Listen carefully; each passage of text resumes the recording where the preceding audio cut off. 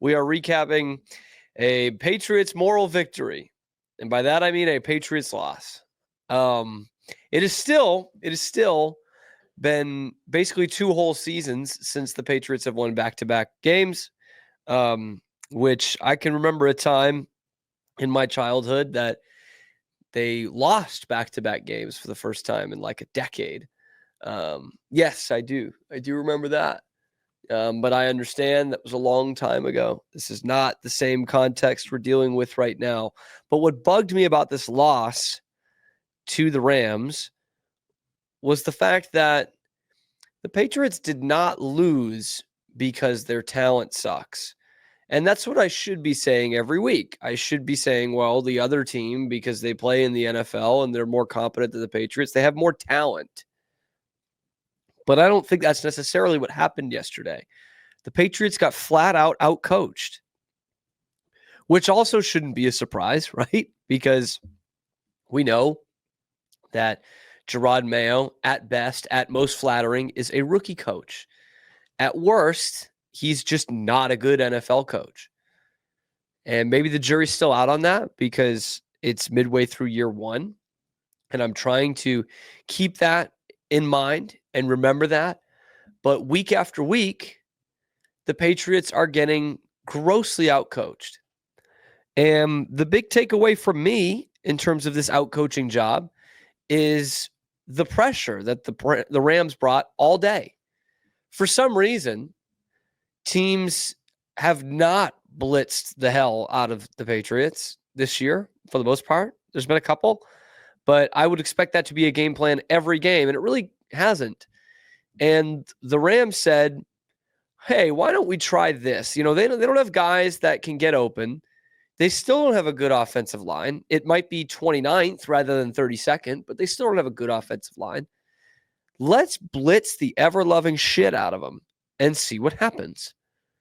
And lo and behold, the Rams get the victory. They do just enough for a team that's been struggling on both sides, offense and defense.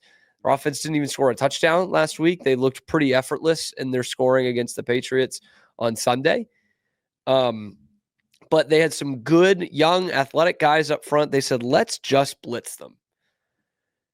I mean, like, Drake Maye can make some plays. He can go off script a little bit. Like, we know that. But they've got a terrible offensive line that can't block anybody anyway. And you're going to force them into mistakes. It might not show up in sacks. It might not even show up in turnovers, although one pressure obviously did lead directly to a turnover, the Drake Maye fumble. But they're going to make mistakes. They're going to blow assignments. They're going to get penalties. And that was something that was the case the whole game for the Patriots, the whole game. And Drake Maye, I think, once again, is not to blame for this. Thought he had a pretty good showing in this one. He goes 30 of 40 for 282, 2 touchdowns and a pick. Did turn the ball over twice. It's also tough for me to really say, oh, those were egregious bad Drake Maye turnovers. Unlike the pick he threw last week in Chicago, it's tough for me to blame him for really either one of these. First one is a free hitter. No one blocks this guy. And as soon as Drake is, shifting his focus back towards the middle of the field, he's getting absolutely lit up and the ball comes out. The second one, the game-sealing interception, it would really help if his wide receiver was actually looking for the football. That's all I'll say there. Would have been really, really nice. Clear.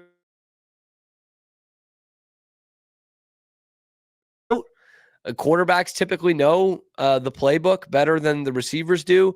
And when I look at what's going on this season, do you think that's a Drake Maye problem, or do you think it's a wide receiver from the worst wide receiver room in the league problem?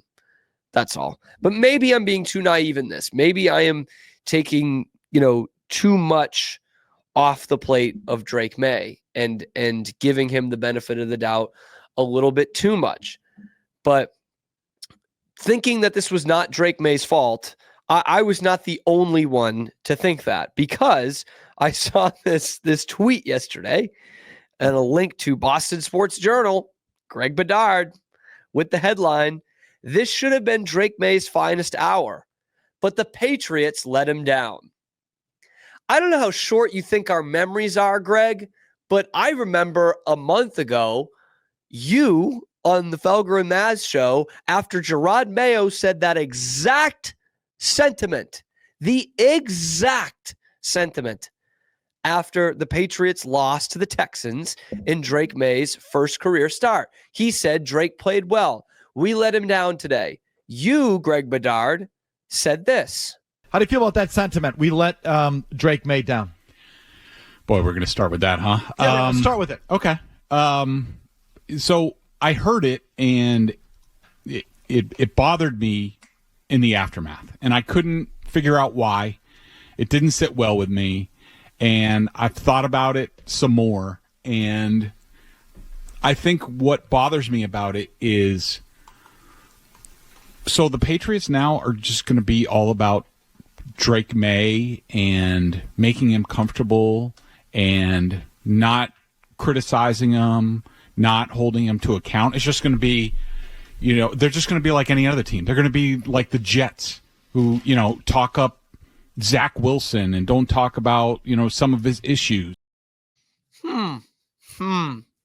Yeah, maybe that having a take just for the sake of having a take, the hot take, contrarian angle of this, maybe that came back to bite you in the ass a little bit, Greg, because this was a stupid take to begin with. Game one, you were just hopping all over them for saying that they let the kid down when he threw 3 touchdown passes. And actually showed some semblance of an offense that they had not had all season long. But now, a month later, you're right. It is all the Patriots' fault. It's not Drake Maye's fault at all. But I thought we were babying him. I thought we were treating him like Zach Wilson.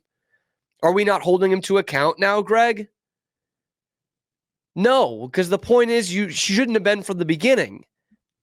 He's played well the whole year. But really, it's Drake Maye and 52 Jags out there. And I guess now Greg Bedard is on that train. And he was going back at people in the comments who were saying, maybe you should apologize then for, shitting on him earlier this year. I never did that. I never said he was Jamarcus Russell in camp, which you did, which was embarrassing. Absolutely embarrassing, but leave that to Greg Bedard, the same guy who said, Patriots fans like this tight end Gronkowski out of Arizona. I don't see it at all.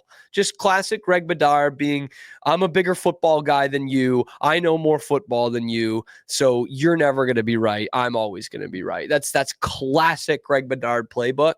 And he just thinks we just forgot what happened a month ago. Because he goes on Felger and Maz and he tries to be Felger. He wants to be Felger and or Maz so bad. And the greatest thrill of his life is going on that show, which, look, great show, big time numbers. That's great for Greg, who, had to start his own Boston Sports Journal because he wasn't getting hired anywhere else. Anyway, that was a classic hot take Greg, who has now completely changed his mind a month later. that in fact, yes, I will now agree with Jerod Mayo in that exact sentiment that the team let him down. And finally, welcome to the right side of history, because this team is letting him down and the head coach is letting him down. And Alex Van Pelt cannot coach outside of the scripted 15 plays, because once again, at the beginning of the game yesterday, I'm thinking, AVP's having a good run here. Good couple of drives to open up this game. Like the balance of this thing, like the plays calling, like getting the ball out of Drake Maye's hands pretty quick. They score on the second drive, and then they don't make any adjustments. Again, week after week after week. This is Alex Van Pelt's week. On Tuesday or Wednesday, he puts in his 15-play script for the first 2 drives, and then he just fucks off and has a sandwich. That's what he does every week, because they never make adjustments. And speaking of not making adjustments, that does not exclude the head coach and the defensive coordinator, those being Jerod Mayo and DeMarcus Covington, because that's a side that does not really make adjustments either. And somehow, some way, the Patriots have one of the best cornerbacks in football, and that coaching staff decides we don't need to put him on Cooper Kupp or Puka Nacua. There are 2 all-pro wide receivers on the other side. We have one of the best corners in the league. Wonder what we could do with this. How about we put Christian Gonzalez on everybody else? What? Whose grand idea was that? Jerod Mayo said after the game, we wanted to put him on the boundary. It worked for us last week. We felt that was the best spot for him. It worked for you last week against Caleb Williams, Matt Eberflus, and that shithead who just got fired as the OC for the Bears. The guy was literally a dead man walking at OC. And once he loses to the Patriots, he's gone. And you think, yeah, let's roll out that again against Sean McVay, Matthew Stafford, Puka Nacua, Cooper Kupp, and the LA Rams? What? What are we doing here? I'm no football scout, but I might put Christian Gonzalez on one of those guys. Or if not, maybe double team them. Nope. The Patriots didn't double team them all game long. And all that happened between those 2 receivers is they went for 229 yards and 3 touchdowns. And you lost by 6 points. Sounds like you could have made an adjustment there. Like, are you kidding? Cooper Kupp is burning them for 69 yards on the second play of the second half. He's got Marcus Jones on him and Jonathan Jones on him and not Christian Gonzalez. Like, it's incredible. You could pull up any guy off the street in Foxborough and tell you, yeah, I'd probably put Gonzalez on one of them or at some point. He did get matched up for about 10 snaps and gave up, I think, 4 catches. Like, it worked last week. Yeah, this is not Caleb Williams on the other side. This is Matthew Stafford. This is not Matt Eberflus and Waldron, whatever. This is Sean McVay. And you think that's just going to work again? You're lucky it was that close. Again, because it's not just out-talented. It's being out-coached at every turn and not making any adjustments. That's why, like, I shouldn't get upset at these Patriots losses, but I do because I just wonder what this team could be with someone like Ben Johnson or Mike Vrabel coaching. Instead, you've got Jerod Mayo, and because apparently the New England Patriots are an entry-level job. You fire the best coach in the history of the league, and you replace him with a guy with no experience. And his only experience is coaching under this guy that you just fired. What did you expect? What did you expect? I know Ben Johnson didn't take an NFL head coaching job this year, and maybe you could argue he was dead set on being the Lions OC another year. But the bottom line is he got interviews at 5 different NFL franchises. 5. The only one with a head coaching vacancy that did not interview him was the New England Patriots. Because Bob Kraft was so inspired by the way Jerod Mayo interacted with adults 5 years ago in Israel that he just promoted him to be the head coach. When does that make sense? Any other team doing that would get absolutely dragged. If the Jets did that, it would just be the same old Jets. Like, name your team, man. We laugh at these teams all the time. And that's what the Patriots are doing right now. That's my biggest concern, is that they do have a franchise quarterback and they just don't know what to do with him the next 5 years. That keeps me up at night. That's why I'm so damn tired today. Oh, it's so beyond frustrating. Because again, you don't have the talent. But you could be a 500 team right now if you had a competent head coach. And someone asked on Twitter, what would the Patriots record be right now if Bill Belichick was the head coach? And it's worth a thought, but someone else had a great response under it. And they said, if Bill Belichick was the coach, Drake Maye would not be the quarterback. So there's probably something to that. So I don't know how much better it would be, but if you had another competent head coach in here that was not Jerod Mayo, I think you're a 500 team right now. and you're second in the division, for whatever that's worth. But I'm sure many of you out there want the Patriots to just have the number one pick no matter what, which they still are in play for, although it's pretty tight. Those top couple of picks, a lot of teams with 2 wins, 3 wins. They're not going down easily.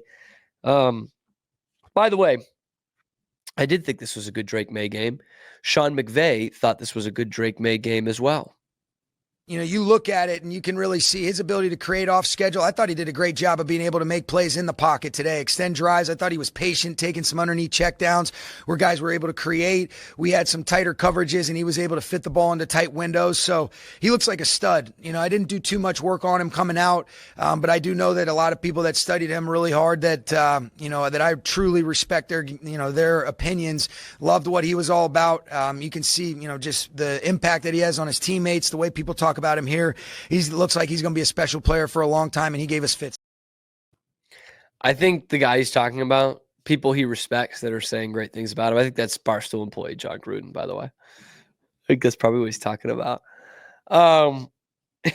Yeah, I mean, Drake Maye did give them some fits and kept the Patriots in this game. How many times have you heard that before? Plus, I love hearing it from a guy that I know to be a competent head coach and a great offensive mind. Cannot say the same about the Patriots head coach. The other thing that really bugged me about this game, outside of the coaching disparity, was how many points the Patriots left on the field. By my count, they left at least 7 points on the field, maybe even 11. Let's break that down. First drive, 3rd down, plus territory.